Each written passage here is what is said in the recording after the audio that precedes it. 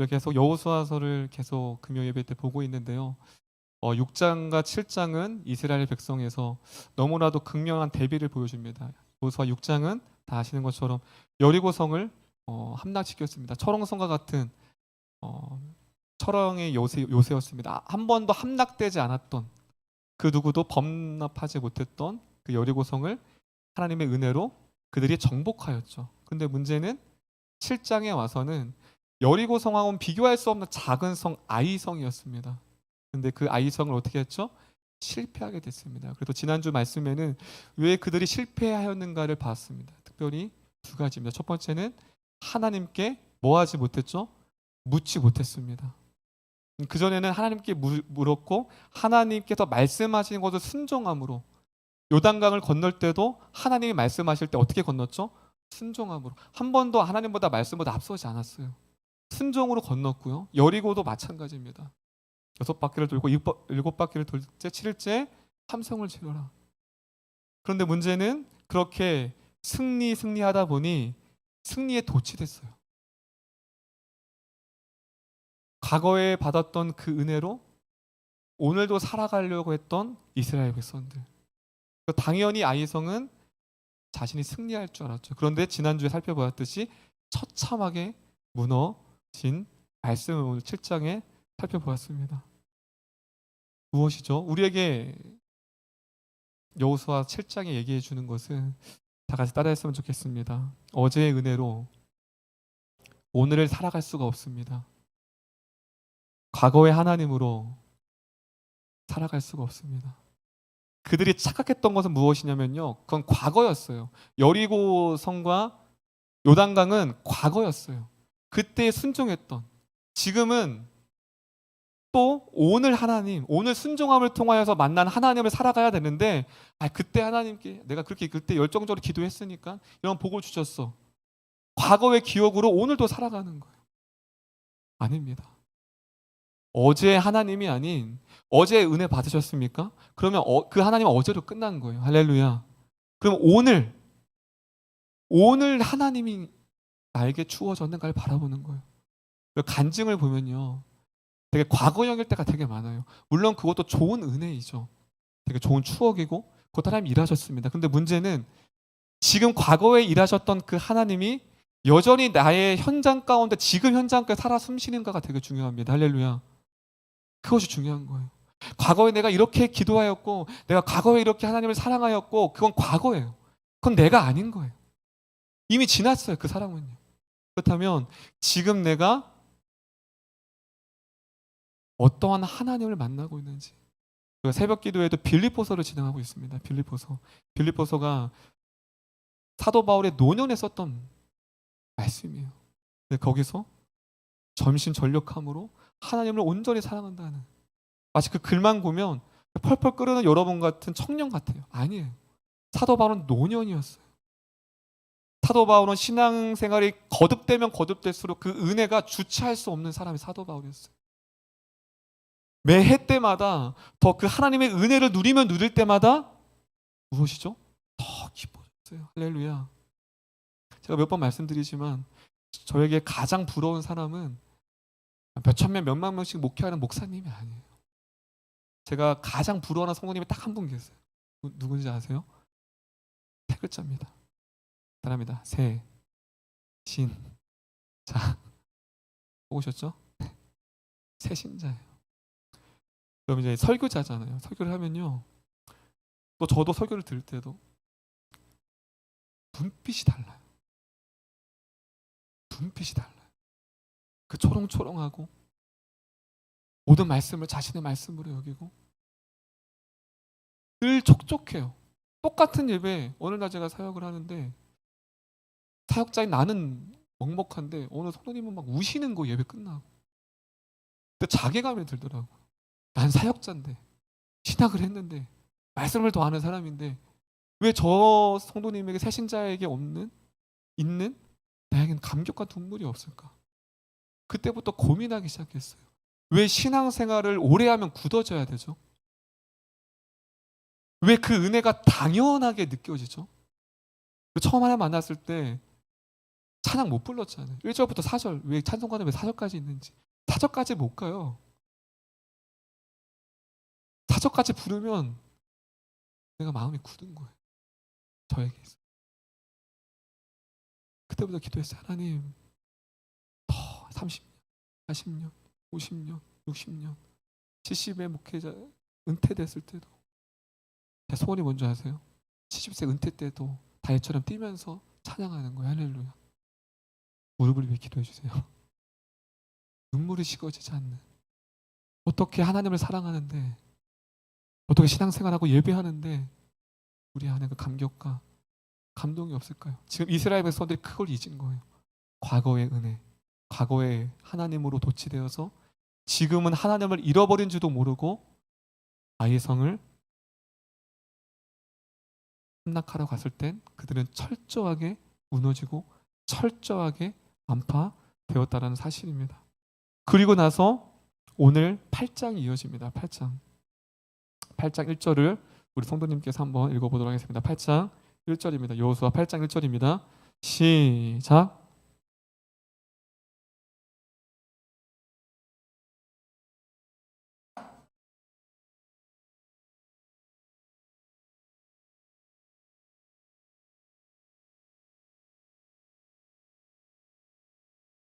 자, 1절에 보시면요. 그들이 슬픔에 빠졌습니다. 우리가 지난주에 살펴봤듯이 여호수아는 좌절했어요. 이제 우리 끝났다. 절망했어요. 그들은 이스라엘 백성들이 슬픔에 빠졌습니다. 이제 더 이상 다시 시작할 용기가 나지 않는 거예요. 그때 1절에 나타나십니다. 이때 무엇이라고 말해서 다 따라하겠습니다. 여호수아에게 이르시되 두려워하지 말라, 놀라지 말라.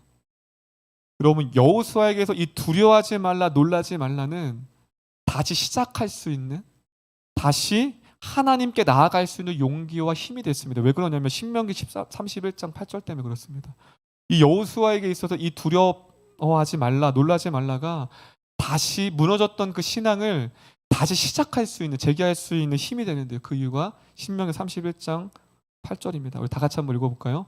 시작.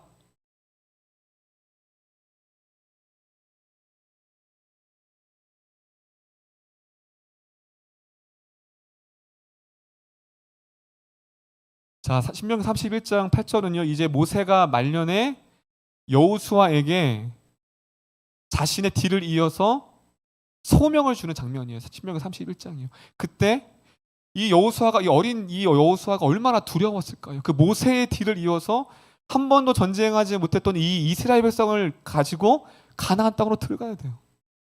그때 첫 부르신 콜링이 이거예요. 여호수아야, 두려워하지 마. 하나님이 너와 함께 할 거야. 지금 여호수아 8장 1절은 무엇이죠? 다시금 무너졌던 여호수아에게, 신앙이 무너졌던 여호수아에게 첫 콜링, 첫 소명을 부르심 받았던 그때를 상기시키는 거예요. 그리고 여호수아 1장 9절에도 이 동일한 말씀이 있습니다. 여호수아 1장 9절. 신명기 31장 8절은 모세에게 들었던 말씀이고, 그 다음에 여호수아 1장 9절은 하나님이 직접 여호수아에게 말씀하신 말씀이에요. 자, 여호수아 1장 9절입니다. 읽겠습니다. 시작.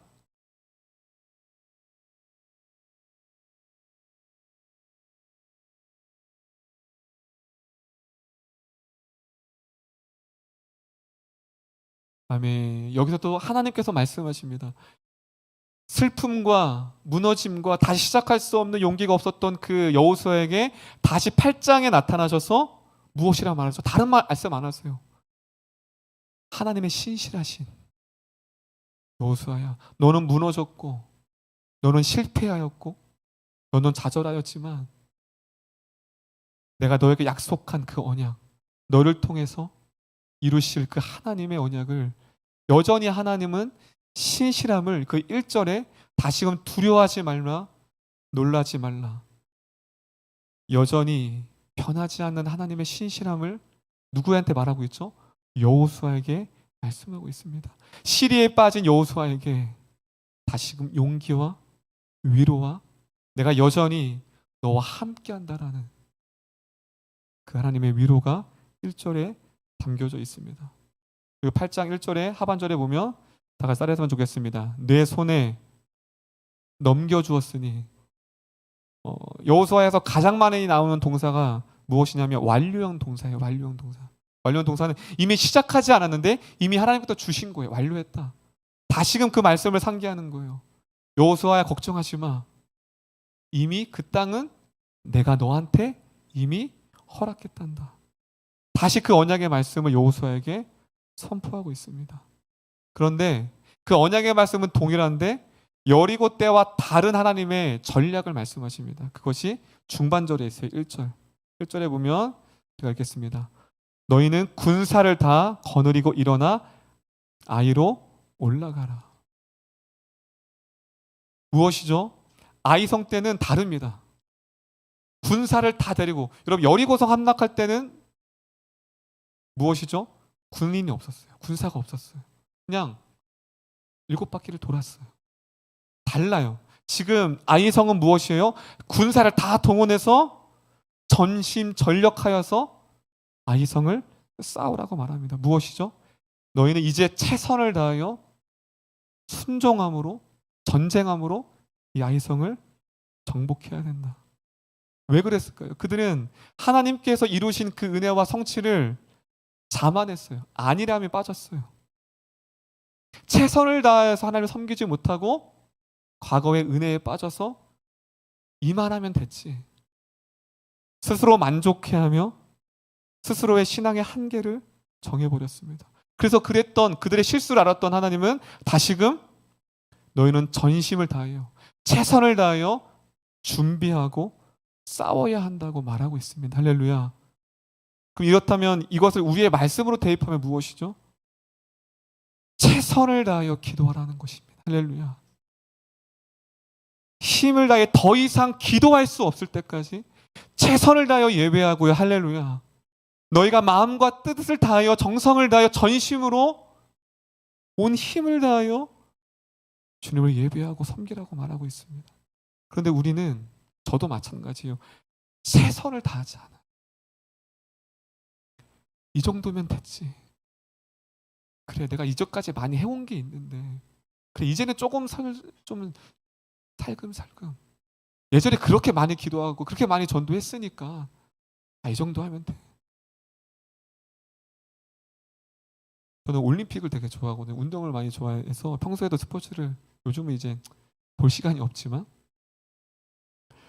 그들이, 운동선수들이 현수막에 있는 것은 무엇이냐면 나의 한계를 정하지 마라. 여러분 심건호 선수 아십니까? 심건호 선수 레슬링, 아마 우리 최지사님은 아실 거예요. 우리 윗세대들은. 여러분 심건호가 우리나라뿐만 아니라 전 세계 역사상 가장 뛰어난 인물이에요. 왜냐면요, 레슬링을 2체급을 그랜드슬램 했어요. 그랜드슬램. 여러분 이거는요, 러시아 사람과 딱 전 세계 통틀어 2명이에요. 그럼 체급이 왜 어렵냐면요, 운동하신 분들은 알 거예요. 근육을 다시금 체급을 올린다는 것은 정말 살이 찢어진다고 합니다. 근데 그 2체급을 그랜드슬램을 한 거예요. 근데 그때 심고로가 유명한 말을 했습니다.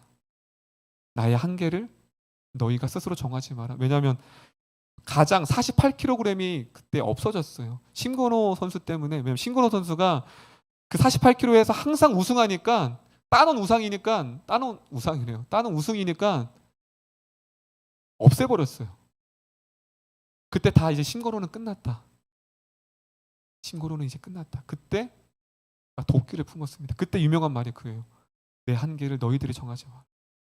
피를 깎는 고통을 4년 동안 해서 다시금 올림픽에서 우승했던, 무엇이죠? 참 그거를 볼 때마다 심건호 선수는 자신의 그 금메달을 위해서 자신의 한계를 뛰어넘고 피가 찢어지고 피부가 찢어지고 근육이 찢어지는 그 고통을 4년 내내 감내하면서 그렇게 땀과 눈물을 흘리면서 헌신하고 있어요. 그런데 우리는 어떨까요? 전심으로, 전력으로 예배하고 있습니까? 전심으로 싸우고 있습니까? 내가 이렇게 전심으로 더 이상은 구할 수 없다. 내 마음을 다 쏟아낼 수 없다라고 신앙생활을 하고 있는가를 이 말씀을 통해 저 또한 마찬가지입니다. 말씀을 준비하면서 그냥 이렇게 하니까 교회가 운영되니까 내 마음이 마치 이스라엘 백성처럼 풀어지면서 안주하고 있지는 않는가 말씀하십니다. 이들에게 군사를 다 올라가라는 거 이제 너희가 전심전력하여 싸우고 준비하고 말합니다. 할렐루야. 그 사람의 열정을 보려면요, 그 사람이 무엇을 향해 시간과 마음을 쏟고 있는지를 보면 알 수 있어요. 고3 아이들 당연히 알죠. 대학에 목표가 있기 때문에 그들은 먹는 것도 식음을 전폐하고 노는 것도 게임도 다 그들은 최선을 다하는 거예요. 무엇 때문이죠? 대학이 전부니까요. 마찬가지예요. 하나님이 전부인 사람, 예배가 전부인 사람, 그 삶을 바라보면 그 사람의 삶 열정, 그 사람의 삶의 신앙의 태도를 보면 알 수 있는 거예요. 저 사람에게는 하나님이 이 정도구나. 저 사람에게는 하나님이 이렇게 크구나. 우리 스스로 질문했으면 좋겠습니다. 나는 하나님을 최선을 다하여 힘을 다하여 전심 전력하여 하나님 앞에 기도하며 나아가고 있지는 않는지, 아니면 이 정도면 그래 이 정도면 하나님께 드리고 있겠지라고 이들처럼 안일함에 빠져 있는지를 오늘 말씀을 통해 다시 한번 우리를 돌아보는 우리 모두 성도님이 되셨으면 좋겠습니다. 아이성은 거저 주시지 않았습니다. 아이성은 싸워야 했고 준비해야 했습니다. 무엇이죠? 구원은 은혜로 값없이 받습니다. 믿으시는 분들만 아멘. 그런데 성화는요, 거룩한 삶은요, 우리의 결단과 우리의 노력과 의지가 필요해요. 결국 우리의 순종은 하나님의 일하신 100%와 우리의 노력의 100%가 함께 이루어집니다. 할렐루야. 순종은 하나님 나 순종하게 해주세요. 그러면 그게 어떤 것과 같냐면요, 다이어트를 하는데 하나님 기도해. 하나님 저 살 빼고 싶어요. 근데 기도 끝나면 야식 먹는 거예요. 열심히 기도해요. 막 눈물로. 하나님 저 살 빼고 싶다니까요. 집에 가서 야식 치킨 피자 먹는 거예요. 이게 우리의 신앙일 때가 있어요. 무엇이죠? 기도했다면, 하나님께서 그렇게 하실 걸 믿었다면 나 또한 뭐 해야 되죠? 기도한 대로 순종해야 돼요. 할렐루야. 이것이 하나님의 일하심, 이게 순종인 거예요. 반대로 하나님이 일하시지 않고 내 의지적으로 행함적으로 하는 것도 아니고 하나님의 일하심의 100%와 인간의 의지와 노력의 100%가 합쳐졌을 때 그때 하나님의 순종과 하나님의 역사하심이 일하게 되는 줄을 믿습니다. 할렐루야. 근데 우리는 하나님께 다 떠맡겨요. 막 기도해. 하나님 이거 해주세요. 이거 문제 있잖아요. 다 떠맡기고 아무것도 안 해. 하나님의 역사가 없는 거예요. 바로 이스라엘 백성들이 하나님께 맡기고 순종하지도 않으면서 아이성이 함락되기를 기다렸다라는 거예요. 오늘 이 밤이 순종을 결단하고, 할렐루야, 다시금 최선을 다하여서 하나님 앞에 매달릴 때, 선교대학원 때 참 그 저에게는 참 많은 선교사님들을 바라보면서 그분들은 매일 하나님 앞에 새벽 제단을 쌓고 매일매일 영식 기도를 하면서 매일매일 하나님 앞에 그렇게 말씀의 기도 자리가 있더라고요. 그러니까 다른 거예요. 자신의 피곤한 육체를 깨우고 저녁에 하나님 앞에 매일매일 그 씨름하는 거예요. 여러분, 우리는 육신을 입었기 때문에 쉽지 않습니다. 피곤합니다. 어렵습니다. 그런데 신앙의 장인들, 하나님께 쓰임 받는 사람들을 보면 그 기도가 있어요. 할렐루야. 절대로 기도의 자리가 없는데 하나님 앞에 쓰임 받고 싶다. 기도의 자리가, 눈물의 자리가 없는데 하나님의 역사하심을 보기를 원한다. 거짓말쟁이라고 말합니다. 바로 이들의 모습이에요. 순종하지 않고 결단하지 않고 바라기만 했던 모습들. 근데 그 모습이 우리 안에도 있다는 겁니다. 8장이 우리에게 그것을 제시하고 있습니다. 그래서 여호수아가 하나님의 말씀을 듣고 이렇게 일하십니다. 이렇게 반응합니다. 10절입니다. 10절.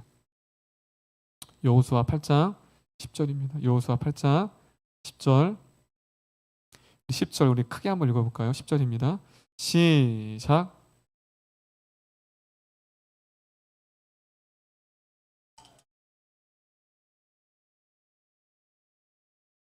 자, 이제 그가 결단합니다. 하나님의 두려워 마, 놀라지 마. 내가 이미 주었어. 그런데 그것으로 마음 가운데 안도하고 안위하고 회복된 게 아니라 실행에 옮깁니다. 아침에 일찍 일어나 결단한 겁니다. 다짐이에요. 마찬가지입니다. 오늘 우리 그도 지난 시간도 그렇고 우리가 은혜 받을 때가 있잖아요. 그렇죠? 그러니까 청년 가르칠 때 무엇을 중점적으로 가르치냐면요. 예배 시간 가운데 말씀에 은혜 받은 것이 내 믿음이 아니다라고 전 가르쳐요. 우리가 감동이 오잖아요. 찬양할 때도 감동이 오고요. 말씀을 듣고 감동이 오잖아요. 근데 착각해요. 그것이 내 믿음이라고 착각해요. 아니에요. 그 받은 말씀을 다짐한 결단 고백을 삶으로 순종해 갈 때 그 말씀이 내 말씀이 되는 거예요. 할렐루야. 그럼 지나가는 거예요. 그거는 그냥 감동에 머무는 거예요. 그래서 하나님의 사람들을 보면요. 하나님의 주신 감동을 여호수아도 마찬가지예요. 아침에 일찍 일어나 무엇이죠? 결단한 거예요. 감동으로 끝나지 않고 감격과 눈물로 끝나지 않고 결단한 거 하나님 앞에. 그겁니다. 그럴 때 성장이 있는 거예요. 여러분에게 주신 말씀들을 결단하며 할렐루야. 그래서 제가 청년들한테 가르칠 때 어떤 친구는 새벽 기도의 마음을 주셨대요. 근데 그거를 피곤하다고 거부해요. 금식 기도의 마음을 주셨대요. 자기가 먹는 거 너무 좋아하니까 거부하는 거예요. 여러분 어떨 때 여러분 기도 가운데 어떤 다짐과 생각이 오잖아요. 빨리 그걸 내 것으로 잡으셔야 돼요. 할렐루야. 그게 내 것 같아요. 근데 많은 사람들이 그냥 생각으로 다짐으로 끝나요. 왜냐하면 막 기도할 때는 막 불같거든요. 막 금식하고 막 전도에 다짐하고. 근데 다시 내일 눈 아침에 뜨면 그 은혜는 어제 거기 때문에 결단하고 결심하지 않으면 날아가요. 너무 안타까워요. 그것을 봤을 때. 마찬가지입니다. 오늘 여러분들이 말씀 듣고 내가 나에게 주신 말씀이구나. 기도하라는 사인이구나. 자꾸 우리는 어떻게 하죠? 미뤄요. 잠깐 기도는 좀 내가 좀 괜찮을 때, 피곤이 좀 덜 풀릴 때, 피곤이 풀릴 때. 자꾸 우리는 뭐 하죠? 핑계를 대요. 근데 그것을 잡는 사람은 달라요. 그게 순종인 거예요. 순종. 7장과 8장이 그걸 말하고 있는 거예요. 순종하지 않을 때와 순종했을 때 어떻게 하나님이 일하시는가. 그렇다면 우리가 왜 실패했죠? 이들이 아이성에 실패한 것처럼 신앙에 실패할 때가 와요. 믿음이 실패할 때가 와요. 난 분명히 노력한 것 같은데, 난 분명히 한 것 같은데 거기 안에는 이들과 같은 순종하지 못한, 안일함 가운데 최선을 다하지 못한 우리 안에 요행이 있다라는 거예요. 요행. 우리에게 경험이 쌓이면요, 무엇이 쌓이죠? 노하우가 쌓여요. 노하우. 그걸 노하우 하면 조금 이렇게 긍정적인 거잖아요. 단어가. 요행은 부정적인 거죠. 이렇게 하면 되겠다. 내가 20년 동안 찬양 인도를 했습니다. 그러면 어떨 때 이 멘트를 하고 어떨 때 이런 찬양의 부르를 부르고 하면 감동이 되는지 알까요, 모를까요? 알죠. 20절을 했는데요. 그게 요행인 거예요. 기도하지 않고 말씀도 똑같아요. 요행이 붙죠. 본문을 보면요. 이렇게 서론본론 결혼하면 되겠구나. 나와요. 이게 요행인 거예요. 목회자에게. 근데 그게 성도에게도 있어요. 요행. 아는 거예요. 그게 무서운 거예요. 그래서 제가 왜 새신자가 부럽냐면요. 새신자는 요행이 없어요. 순수해요. 말씀을 그대로 받아들여요. 요행이 생기면요. 이 말씀은 좀 거부하게 돼요. 이게 노하우가 쌓이고 경험이 쌓이면요. 상당히 무서운 거예요. 그것이 7장의 모습입니다. 근데 그 모습이 누구한테도 있죠? 우리들에게도 있다는 거예요. 다시금 그 요행과 경험을 버리고 무릎으로 나아가는 저와 우리 모든 부모님이 되시기를 축원합니다. 할렐루야. 그들은 잊었어요. 무엇을 잊었죠? 여리고와 요단강을 자신이 어떻게 순종했는지 철저하게 지켰거든요. 그런데 그들은 요행이 생기고 경험과 노하우가 쌓이다 보니 무릎 꿇지 않는 거예요. 될 것 같거든요. 됐으니까요. 우리 안에도 그러한 믿음이 있는지를 돌아보는 저와 여러분이 되셨으면 좋겠습니다. 마지막으로 여호수아 8장 34절입니다. 여호수아 8장 34절. 여호수아 8장 34절입니다. 우리 크게 읽겠습니다. 시작.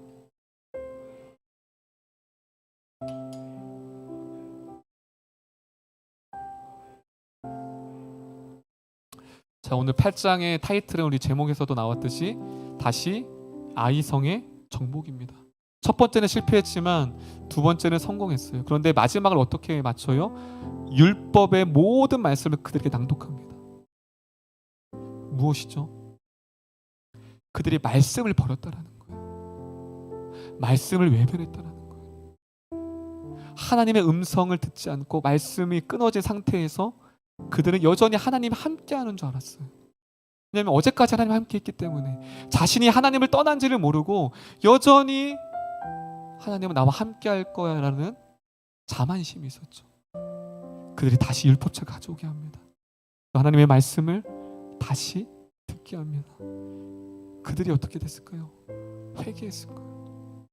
구약의 말씀의 패턴을 보면요, 하나님의 율법책이 주어졌을 때 그들이 말씀을 통해 깨워지고 말씀을 통해 자신의 실패의 이유, 무뎌짐과 무너짐의 이유를 말씀 앞에서 찾았다는 사실입니다.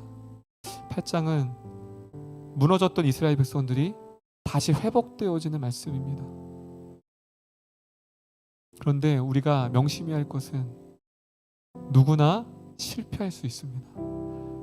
성경은요, 참 우리에게 위로가 되는 것이 무엇이냐면 여호수아도 넘어졌고요, 아브라함도 무너졌습니다. 에스겔도 무너졌고요, 수많은 선지자도 낙담했습니다. 참 위로가 돼요.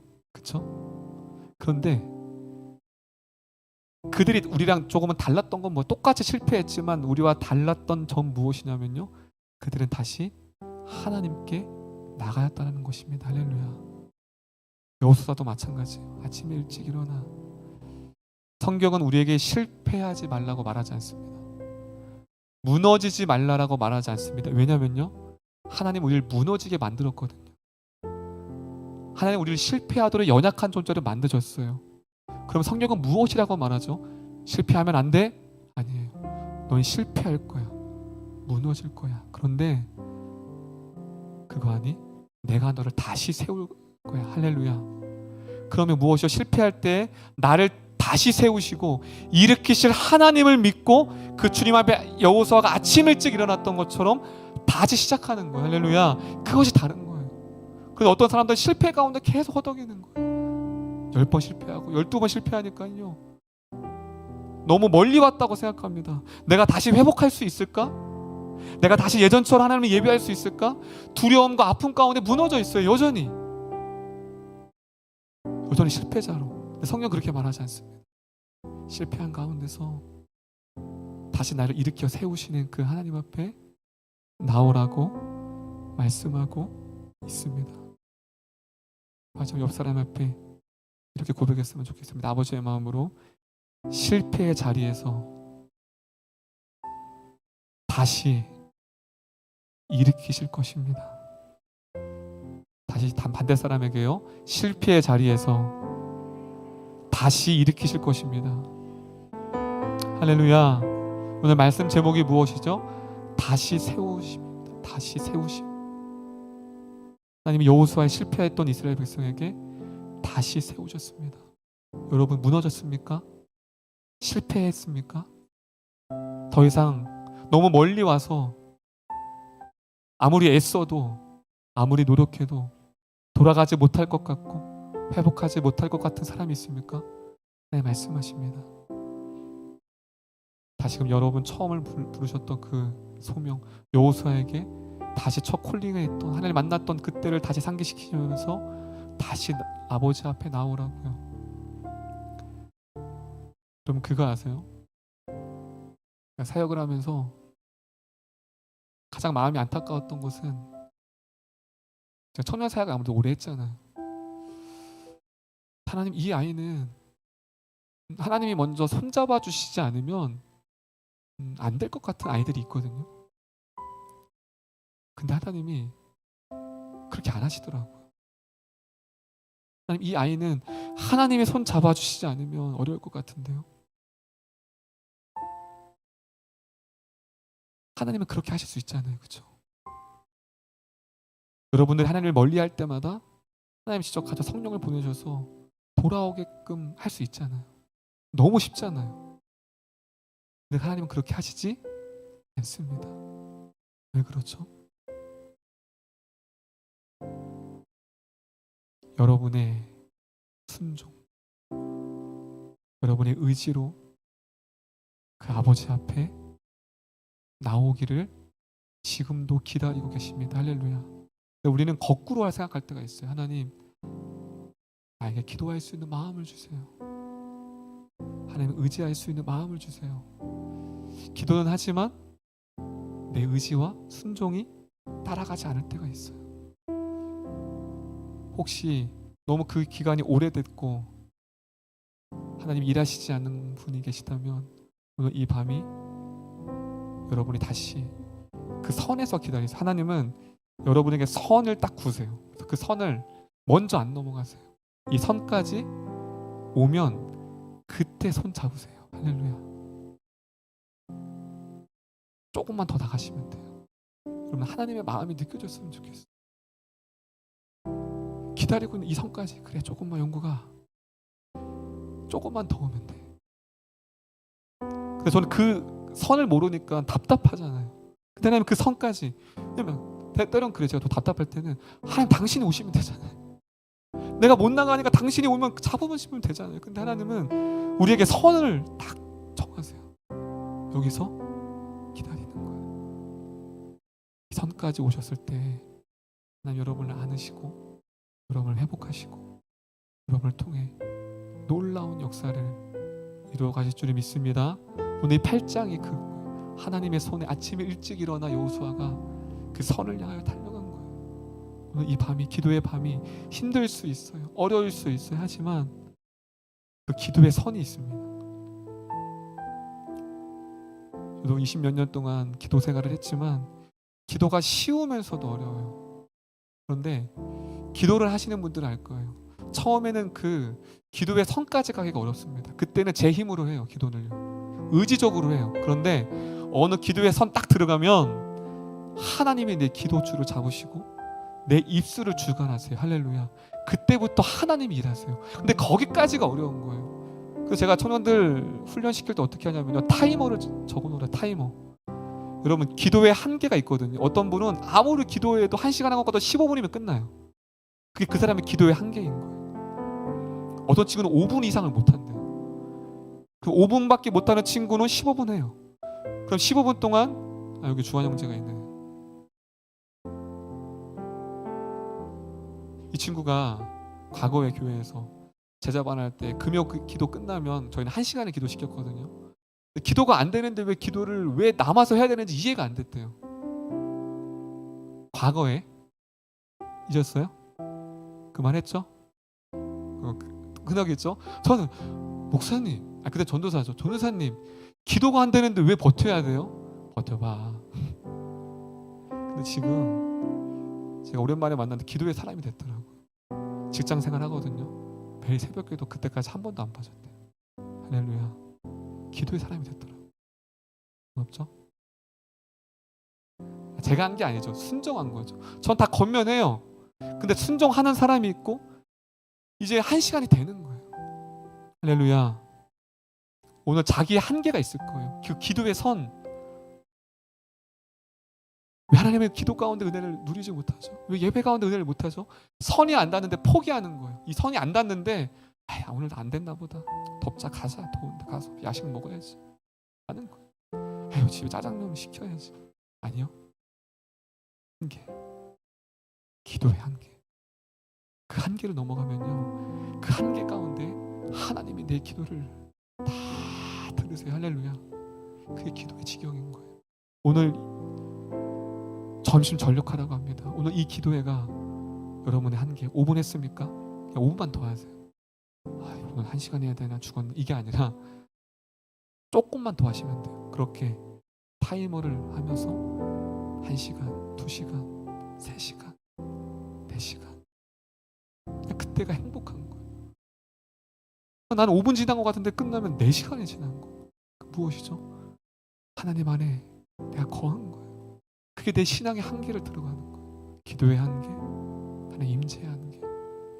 오늘 다시 여러분을 세우실 하나님 앞에, 말씀 앞에, 기도 앞에 나의 한계를 드리며 더 깊숙한 곳으로 은혜의 선, 기도의 선, 말씀의 선 앞에 우리의 의지적으로 나아갈 때 하나님의 손이 맞닿는 그때 우리가 회복되어지고 더 나아가게 될 줄을 믿습니다.